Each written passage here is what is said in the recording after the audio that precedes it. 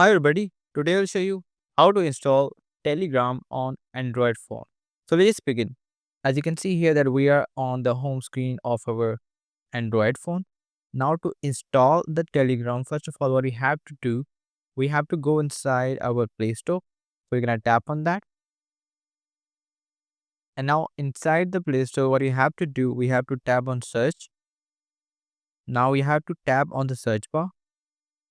And here what we have to do, we have to write down Telegram, and now we have to tap on Telegram here.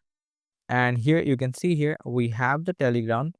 Now what we have to do, we have to tap on install, and it will start downloading our Telegram app. And after the few seconds or the minutes based on your internet, we would have our Telegram app installed on our system.